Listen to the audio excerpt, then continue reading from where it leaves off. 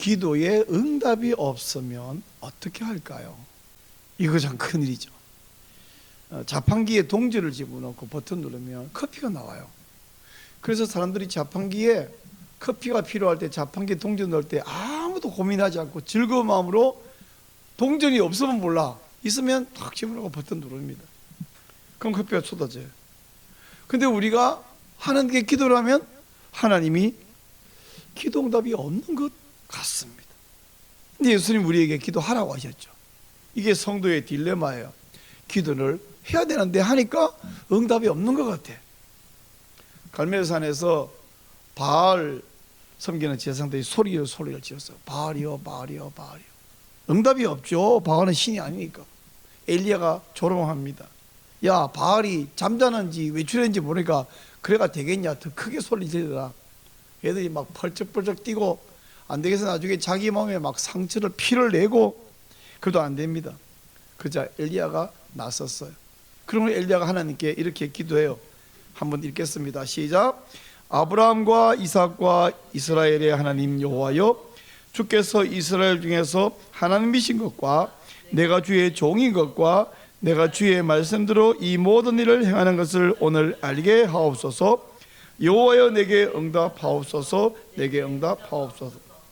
이 백성에게 주 여호와는 하나님이신 것과 주는 그들의 마음을 되돌이키심을 알게 하옵소서.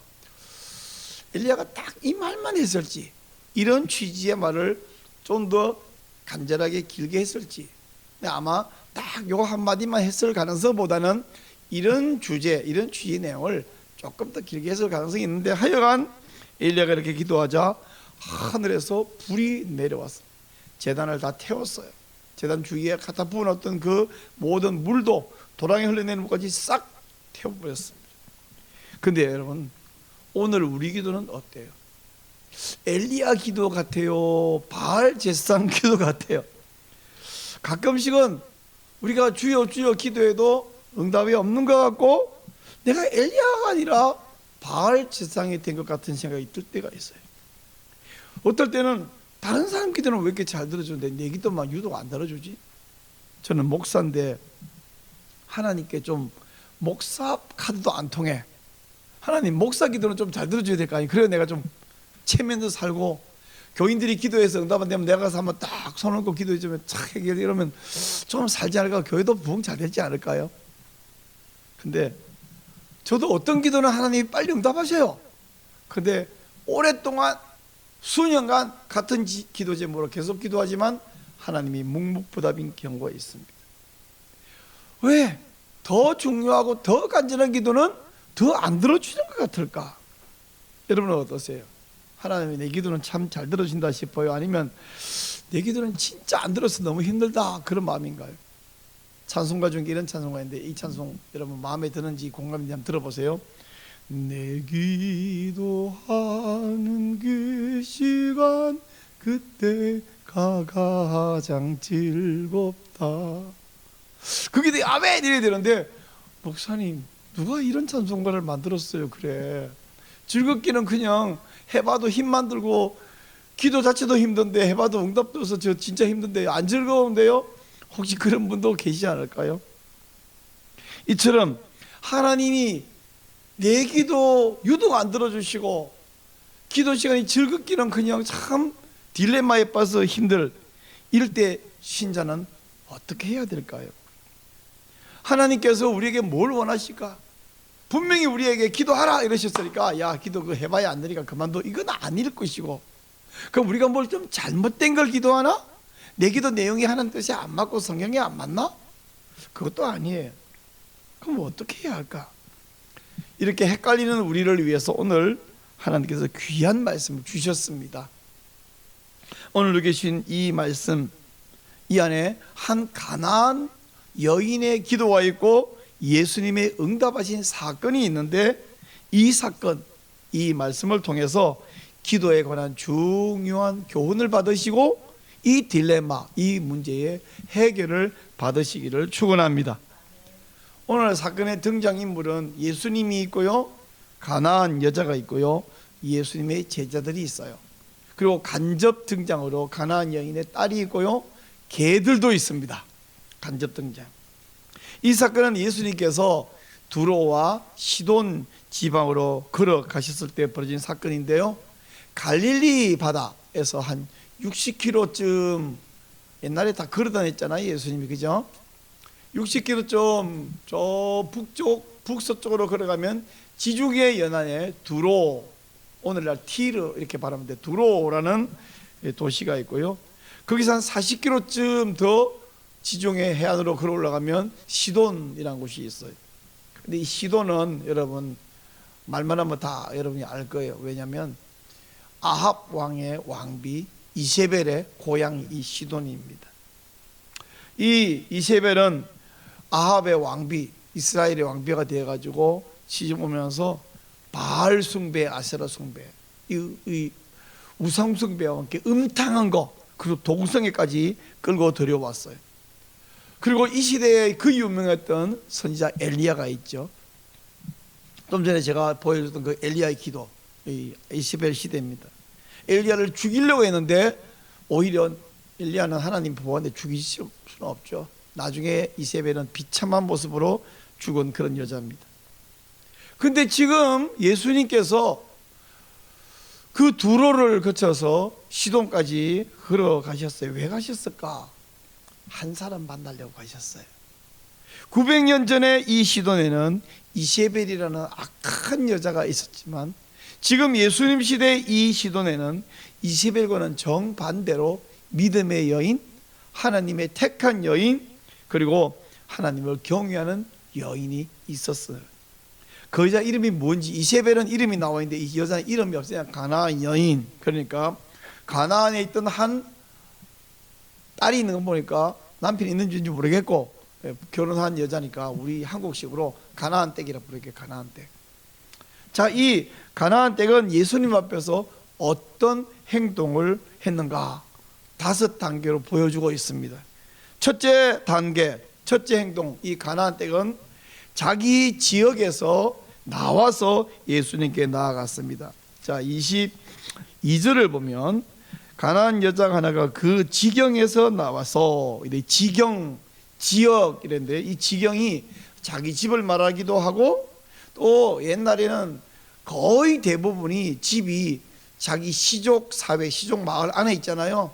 즉 자기 친척, 자기 마을, 이 마을에서 나왔어요. 그래서 예수님께 온 것입니다. 예수님을 만나려고 자기가 머물던 장소에서 밖으로 나오는 거, 이게 기도의 출발점입니다. 우리가 간절한 기도를 위해서는 내가 머물던 장소에서 나오는 거 중요해요. 물론 내가 밥 먹고 잠자는 거기에서도 기도하면 돼요.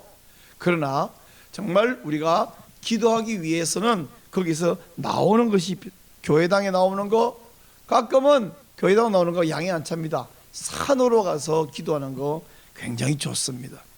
성경을 보면 예수님께서 산에 가서 기도하신 일이 많아요. 산에 안 가면 예수님 기도 못 하실까요? 아니에요. 예수님 어디서든지 기도할 수 있는데, 기도하기 위해서 예수님이 산으로 가셨다면 우리도 종종 기도하기 위해서 산으로 갈 필요가 있다. 믿으시면 아멘. 자, 또 산이 아니어도요, 어디든지 방해받지 않고 집중해서 기도할 수 있는 그런 장소를 정해놓고 거기 기도로 나아가는 거. 그런데 거기 가기 위해서는 우선 시간을 따로 떼야 되죠. 그게 어디든지 가는 동안에 시간이 걸립니다. 그러면 기도 1시간 하려고 1시간 달려가고 1시간 달려오면 경제적일까? 시간의 경제는 안 맞을지 모르겠지만 1시간이나 달려가서 기도하는 그 낭비 아니에요. 그 가는 과정이 하나님께 드려지는 기도이고 돌아오는 과정도 드려지는 기도라고 저는 믿습니다. 그래서 일상생활에서 내가 머물던 곳에서 틈틈이 단 5분 10분 기도하는 거 좋아요, 중요해요. 근데 어떤 장소에 나아가서 집중적으로 기도하는 거, 이거 중요합니다. 하여튼 이 가나안 댁은 예수님께 나오기 위해서 자기 지경에서 나와왔어요. 둘째 가나안 댁 행동은 뭐냐면 소리를 질렀습니다. 그녀는 교양 있게 목소리를 착 낮추어서 아주 교양 있게 말한 것도 아니고 콧소리를 섞어서 애교를 섞어서 말한 것도 아닙니다. 대신 이 여자는 소리를 질렀어요. 나를 불쌍히 여기소서. 내 딸이 흉악히 귀신 들렸나이다. 여러분, 우리 예수님은 완전하신 분이잖아요. 귀가 좀 어두우셨을까요? 예수님이? 아니죠. 하나님은 저 멀리 계셔서 소리 질러야 잘 듣고, 우리가 우스갯소리로 산에 가서 기도하면 하늘과 가까워서 하나님이 잘 듣고 그럴까요? 아니, 63빌딩이나 저 123층에 올라가 기도하면 더 잘 듣고 그런 하나님은 아니에요. 그러나 하나님이 못 들을까 봐 소리를 지르는 게 아니라 내가 간절하니까. 사람이 간절한 기도 제목이 있으면 조용히 말할 수가 없어요. 내 딸이 흉악히 귀신 들렸나이다. 내 딸이 마약에 빠졌나이다. 내 딸이 이혼 위기에 있나이다. 내 딸이 믿음이 없어요. 세속에 빠졌어요. 내 딸이 큰 질병에 걸렸어요. 내 딸이 게임 중독에 빠졌어요. 그 외에 여러 가지로 내 딸이, 내 아들이, 딸뿐인가요? 내가 지금 이 죽을 지경에 처했어요. 내가 너무 힘들어요. 그걸 저기 예수님 실례지만요, 염치는 없지만 제가 이런 문제가 있는데 좀 고쳐주시면 좋겠는데 괜찮으실까요? 이렇게 말하면 예수님이 야, 너 참 염치가 있고 예의가 바르다 이러실까요? 사람이 가끔씩 화가 날 때 어떻게 해요? 소리 지르죠. 화나면 소리 지르는데, 화났을 때 소리 지르는 것은 상대방이 못 들을까 봐 소리 지르는 게 아니라 내가 화났기 때문에 화난 표현으로 소리 지르는, 마찬가지로 절박한 기도가 있을 때는 하나님이 못 들었을까 아니라 내가 절박하기 때문에 소리를 지르는 거예요. 이게 내 절박함의 표현이잖아요. 소리 질러 기도하기 위해서도 산에 가서 기도하는 것이 참 좋습니다. 세 번째, 가나안 땅의 세 번째 행동은 뭐냐면, 예수님을 향해 소리 지를 때 이 사람이 예수님을 뭐라 불렀냐, 이게 되게 중요한데 따라해 볼래요? 다윗의 자손이여. 다윗의 자손이여. 예수님을 보고 그렇게 불렀어요. 이스라엘 백성들이 다윗의 자손, 벤 다윗이란 말은 오랫동안 다윗의 후손으로 올 메시아를 의미했어요. 여러분, 저기 찾지는 마시고 마가복음 10장에 보면 누가 나오냐면 이런 사람 아시죠? 바디메오. 바디메오란, 바는 벤과 같은 말인데 디메오의 아들 바디메오. 이 사람이 소경입니다. 근데 앉아서 소경이 구글하고 있는데 웅성웅성 소리에서 무슨 일입니까? 주위 사람들이 나사렛 예수가 지나가신다. 그 말을 듣더니 이 바디메오가 다윗의 자손이여 소리를 지릅니다. 남들은 그 지나가는 예수라는 분을 나사렛 예수로만 알고 있고, 알려주기도 나사렛 예수라고 사람들이 알려주고 자기 눈이 안 보이니까요. 근데 이 사람은 그 말을 듣고 나사렛 예수요 라고 소리인 게 아니라 다윗의 자손이요 라고 소리 질렀어요. 바디메오는 나사렛 예수에 대해서 평소에 들었습니다. 본 적도 없고 가본 적도 없어요. 그러나 들을 때에 이런 일을 하시는 분이라면 우리가 기다리고 조상 때부터 늘 기다려왔던, 선지자들이 알려주고 예언해줬던 바로 그분, 다윗의 자손 보내준 메시아다 믿고 고백했던 거예요. 대단한 믿음이죠. 근데 지금 이 가나안 땅도 마찬가지예요. 이 사람은 이스라엘 백성도 아닙니다. 근데 그는 소문으로, 제가 자주 이런 말 했죠. 인터넷 없는 시대도 소문이 쫙쫙 퍼졌다고요. 소문으로 듣고 남들은 이분을 나사렛 예수로 알고 있는데 자기는 그 예수를 통해서 다윗의 자손이요 이렇게 불렀어요. 다윗의 자손이라고 부르는 것은 하나님의 약속, 언약을 믿는 믿음이에요. 어떤 믿음이요? 언약을 믿는 믿음이에요. 우리가 엘리야의 기도에서 볼 때에 엘리야가 첫 마디가 뭐냐면 아브라함과 이삭과 이스라엘의 하나님 여호와여 이렇게 불렀잖아요. 이게 그냥 하나님 이렇게 불러도 될 것 같은데, 여호와여 이렇게 될 것 같은데, 아브라함과 이삭과 야곱의 하나님, 그 야곱도 이름을 이제 이스라엘을 바꿨네요. 아브라함과 이삭과 이스라엘의 하나님 여호와여. 뭐 이렇게 복잡하게 부르십니까 할지 모르지만 이 말은 언약의 하나님이요, 우리 아브라함부터 이삭과 야곱에게 언약하신 하나님이요 라고 부르고 있는 것입니다. 예수님을 향하여 나사렛 예수여 아니라 다윗의 자손이여 라고 부르는 것도 바로 언약을 따라오신 메시아여 이렇게 부르는 이름이에요. 여러분, 우리가 기도할 때 하나님 응답하시잖아요. 응답하시는 이유가 하나님이 워낙 사랑이 많은 하나님이기 때문에 응답하시고 능력이 많으시기 때문에 응답하시지만, 사실은 더 중요한 것은 하나님이 우리에게 응답하여야 할 이유가 있어요. 그건 뭐냐면 하나님 사랑이 많아서 맞아요. 맞지만 그보다 더 중요한 것은 우리에게 그러겠다고 약속하셨기 때문이에요. 그 언약을 붙들고 우리는 기도해요. 그리고 여러분 기도할 때 하나님 이렇게 불러도 되는데 다 알아들어요. 하나님은 사실 하나님 안 부르고 기도해도 하나님 다 알아요. 그러나 우리의 믿음을 표현하기 위해서는 어떻게 하냐? 언약에 신실하신 하나님. 한번 따라해 보세요. 언약에 신실하신 하나님. 여러분 의도적으로 습관을 한번 만들어 보면 좋겠어요. 그냥 하나님 이렇게 부를 때에 언약의 하나님 이렇게 바꾸어 부르는 습관, 이 좋은 습관입니다. 그래서 한번 해보세요. 언약의 하나님, 언약에 신실하신 하나님. 이런 입에서 그게 습관되면 좋을 거예요. 그 믿음을 거기 담으시고 그냥 단순한 습관이 아니라 그 한 글자 글자에 내 믿음을 담아서 부르시기를 바랍니다. 이처럼 이 가나안 댁이 자기 지경에서 나왔죠. 주님께 절박한 소리를 질렀죠. 부르기도 다윗의 후손이요 라고 불렀죠. 3단계로 믿음을 표현한 이 가나안 댁에게 예수님께서 야, 세상에 내가 이 시돈 지방에 와서 갈릴리 주변에서 예루살렘에서 못 만났던 믿음 좋은 여자를 만났네. 반가워하고 주변 사람들에게 얘들아 봐라, 이 얼마나 훌륭한 여자니, 얼마나 훌륭한 본받을 믿음이, 이렇게 말씀하시면서 다정하게, 그래 문제가 뭐니, 어떻게 해줄까, 좀 다정하게 데리고 가시면 얼마나 좋을까요? 다정하게 데리고 가시기는커녕 예수님은 그 여자를 무시했는데 3단계로 무시했어요. 제가 좀 전에 이 여자가 3단계로 믿음을 표현했다 그랬죠. 예수님이 3단계로 무시했어요. 참 뜻밖의 상황인데요. 근데 여기서 우리는 이 여자에게만이 아니라 이 여자 이 사건을 마태를 통해서 기록해서 우리에게 주신 하나님께서 기도에 대한 중요한 교훈을 주시고 계십니다. 오늘 제목이 뭐예요? 기도가 응답되지 않을 때, 주님이 기도에 침묵하실 때 우리는 어떻게 해야 할까요? 어떻게 해야 되는지 이 말씀을 통해서 알 수 있습니다. 예수님의 첫 번째 무시는 뭐냐면 무시 가운데 제일 확실한 무시, 아무 말씀 안 하시는 거예요. 아무 말씀 안 하셔요. 여자가 계속 소리를 지릅니다.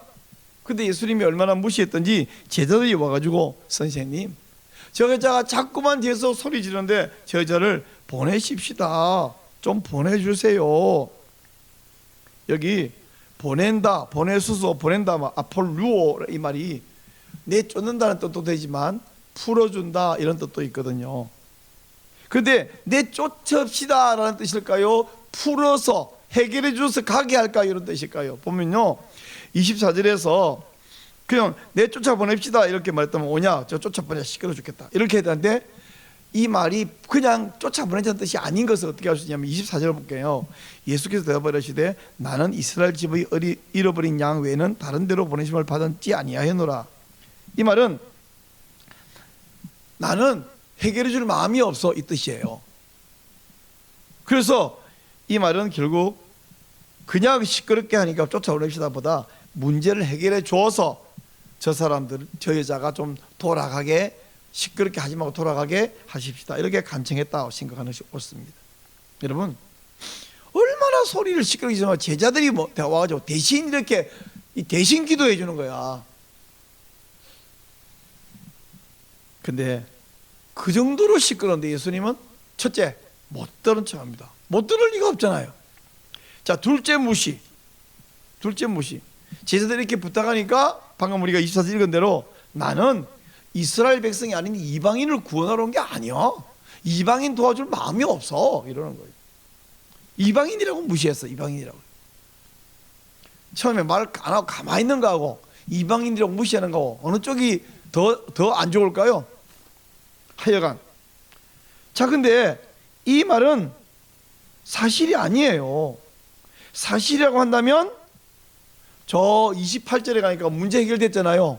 사실이면 왜 문제를 해결해 줘? 너무 시끄러워서? 아니 지금 시끄러워도 입 다물고 말 안 하는데?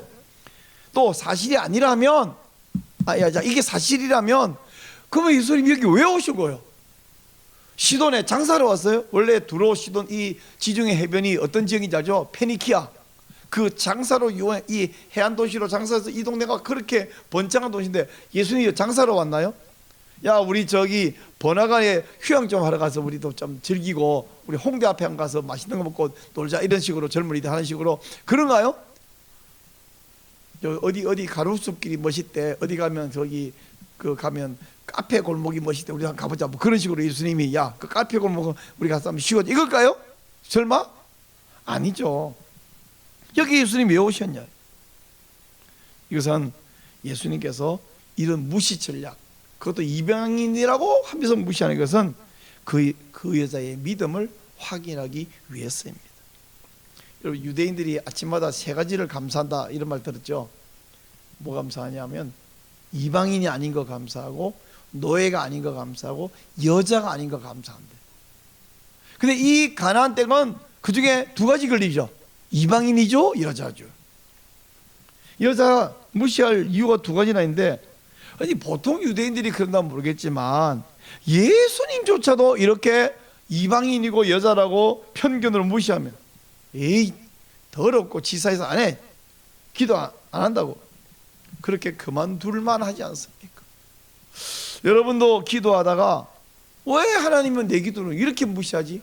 에이지 안 해, 지치고 실망하고 기도 그만두고 싶은 그런 적 있지 않습니까? 내가 목사인데 하나님이 내 기도는 더 안 들어주시오. 왜? 내가 이렇게 교회를 위해서 하나님께서 많이 헌신했는데 왜 안 들어주시오? 어떻게 이렇게 응답 안 할 수 있을까? 이런 생각이 들 수 있지 않습니까? 근데 예수님 무시는 이게 끝이 아니고 세 번째 무시는 뭐냐면 아예 그녀를 개로 취급해 버렸어요.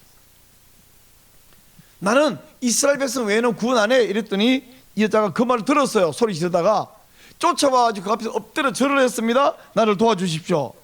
이게 이제 네 번째 행동인데요. 아니 자기 코앞에 사람이 나타나면 왜 얼굴 보고는 무시 못하는 게 보통의 사람이잖아요. 그러면 이 여자에게 아 그래 달려왔으니까 뭐 도와줄까 할 텐데 좀 전에 이방인이라고 무시하신 그 예수님께서 뭐라 그럽니까? 자녀의 떡을 취하여 개들에게 던짐이 마땅하지 아니하니라. 이렇게 매몰차게 아예 개를 취급합니다.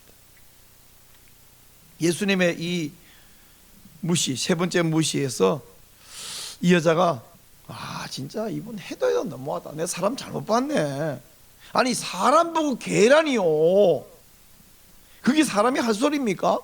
그것도 다른 사람 말도 예수님이 내가 할 소리입니까? 이렇게 말할 수 있는데 여기서 이 여자의 다섯 번째 행동이 나옵니다. 뭐라 그럽니까? 자기 자신을 진짜 개로 아예 완전히 낮추어 버린 거예요. 완전히 땅바닥에 엎드리는 시킵니다. 이 사람은 말합니다. 주님 맞습니다.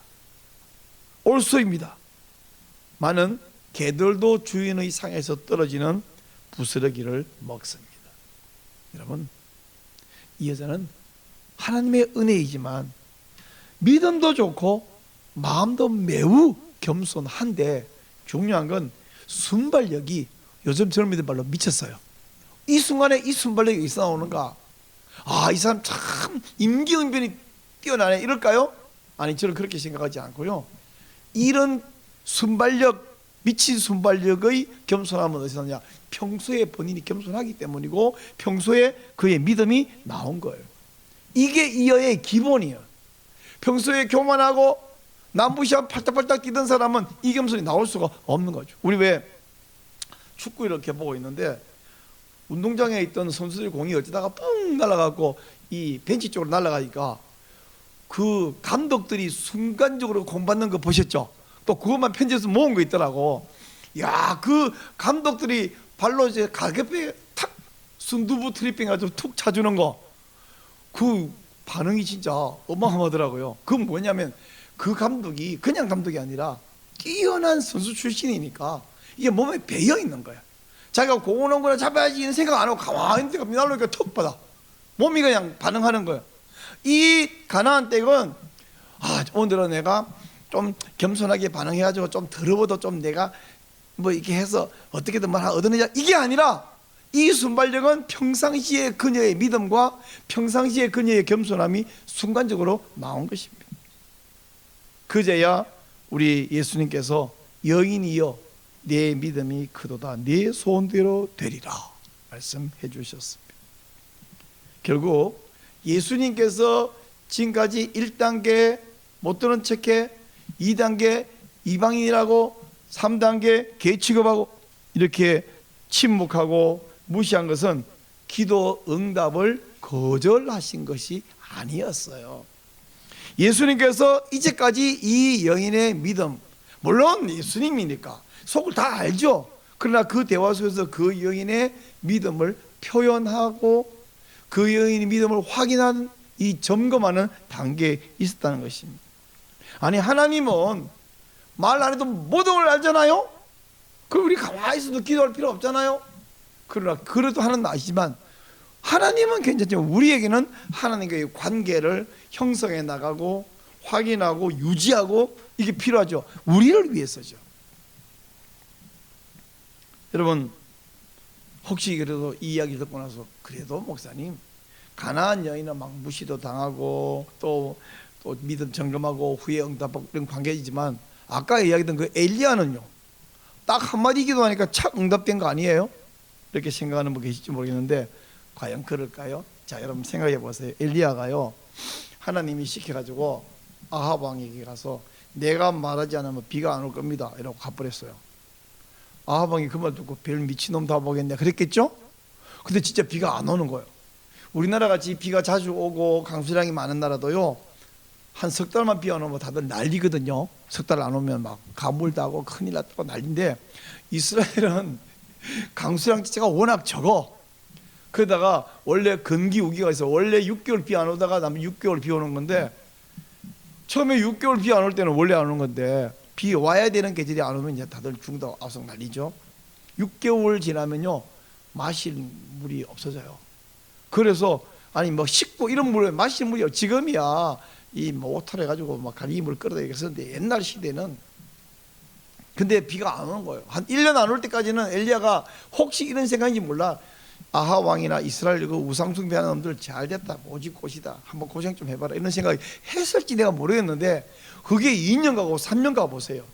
엘리야가 이스라엘 백성만 중요해가 나도 죽겠다 싶지 않겠습니까? 그리고 오직 꽃이다가 아니라 이 백성을 불쌍히 여기는 선지자로서 하나님 이 백성 살려주세요. 하나님 비 내려주세요. 얼마나 간절하게 기도했을까요? 근데 하나님은 3년 반 동안 침묵하셔요. 엘리야 기도 완전 무시하셔요. 그래서 열왕기상 18장 1절에 보니까 많은 날이 지나고 제3년에 이런 말이 나와요. 많은 날이 지나고 그 많은 날 동안 무섭고 힘든 기간 동안 엘리야가 기도해도 하나님 용서해 주시고 하나님 이제 살려주시고 우리 민족을 우리 나라를 좀 살려주시고 아무리 기도해도 하나님은 침묵하셨어요.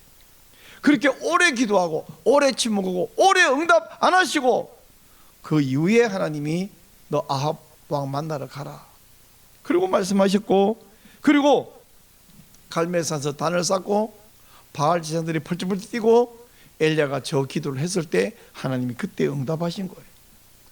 엘리야는 가만히 있다가 말만 탁하면 비가 안 오고 말만 착하면 비 오고 무슨 요술방망이처럼 그런 게 아니라 엘리야의 기도도 오랫동안 응답이 없었고 응답 없는 기도를 엘리야는 그리 시내가에서 혹은 이 사르밧에 있는 과부의 집에서 맨날 나는 가만히 먹고 놀아도 빵 구워주지 저 과부가 요리해다 주지 하나님은 계속 과부의 기름병과 가루통에 계속 채워주시지 나는 아무 염려 걱정 없다 그렇게 살았을까요? 무슨 그 사람이 생각도 없는 사람도 아니고 하나님의 선지자가 뭐 했을까요? 밥 먹여주고 나머지는 하나님과 늘 기도하며 교통하는데 기도 응답 안 하시던 하나님께서 드디어 여기 와서 이제 하나님 응답하소서 지금이 때 아닙니까? 할 때 하나님이 그때 응답하신 거예요. 여러분 기도 응답 안 해갖고 기도가 벌써 지금 1년 2년도 아니고 몇 년 가는데 너무 힘들다. 저도 아는데 저도 똑같은데 힘들던데 내가 여러분이 힘들어도 3년 반 동안 비가 아예 전국적으로 안 온 것만큼 힘들까요? 그 정도 힘든 사람은 쉽지 않습니다. 하나님의 침묵하심, 하나님 우리 기도에 무시하심, 이거는 지금 이 기도 하지 마라, 난 네 기도 싫다, 응답 안 할까, 하나님의 거절하신 것이 아니에요. 하나님이 우리 기도를 응답을 보류하고 계시는 동안 하나님은 하나님 입장에서는 최적의 때를 기다리고 계신 거예요. 우리가 과일을 딸 때 언제 따야 되냐? 익었을 때 따야지. 덜 익었을 때 따갖고 먹지도 못해. 밥을 뚜껑을 열 때 아무리 배가 고파도 뜸 들기 전에 열어놓으면 그 먹지도 못해. 밥도 아니고 쌀도 아니고 죽도 아니고 아무것도 아니죠. 뜸 들 때까지는 무조건 기다려야 돼. 그 외에도 기다리지 않으면 안 되는 게 참 많잖아요, 그죠? 하나님은 가장 좋은 때를 보고 기다리고 계시고, 그럼 그 사이에 우리가 죽든 말든 관심 없냐? 아니요. 그 사이에 우리 믿음이 성숙하도록 기다리고 우리 믿음을 점검하고 우리 믿음을 표현할 기회를 주시는 것입니다. 그러므로 우리가 하나님께서 가장 좋은 시기에 응답하실 것을 믿고 우리는 이렇게 고백해야 됩니다. 하나님, 기도를 내가 요구하는 대로 빨리 응답하지 않으신 것을 감사합니다. 사실 평소에 그 감사가 안 나오죠. 이 설명을 다 하고 나면 어떻습니까? 아직도 그 고백 안 하고 싶지만 알고 보니까 그 고백 해야 되네. 한번 따라해 보세요. 하나님, 빨리 응답하지 않으셔서 감사합니다. 나는 빨리 응답하기를 원해요. 근데 하나님은 빨리 응답하면 야, 그 떫은 감 따서 너 어떡할래? 씨어 빠진 그 귤을 따서 어떡할래? 씌어서 못 먹고 떫어서 못 먹고 써서 못 먹는 그거 갖다가 어떡할래? 안 익은 수박 쪼개서 어떡할래? 그거 빨갛게 익어야 먹지. 안 익은 단감 떫은 거 따서 어떡할래? 그거 따주세요. 좀 기다려. 언제까지 기다려. 익으면 따줄게. 언제 익는데요? 기다리면 익어. 그거 언젠데요? 기다리면 돼. 근데 하나님은 기다리면 돼 이 말도 안 하시죠. 이제 왜? 성경이 다 있으니까. 그러므로 우리 간절한 기도 제목 있는데 하나님 빨리 응답하지 않을 때 우리는 이런 단계로 기도하기를 바랍니다. 5번 아멘으로 화답하시기 바랍니다. 첫째, 있는 곳에서 기도의 장소로 나오시기 바랍니다. 두 번째, 간절하게 부르셔서 기도하시기 바랍니다. 세 번째, 언약에 신실하신 하나님을 붙들고 기도하시기 바랍니다. 네 번째는 자신을 완전히 낮추고 기도하시기 바랍니다. 그리고 마지막, 응답하실 가장 좋은 시기를 기다리시기 바랍니다. 우리 하나님께서 우리에게 기도하라고 하셨고요, 가장 좋은 때에 가장 좋은 방법으로 응답하시는 가장 좋으신 하나님을 믿으시기를 축원합니다.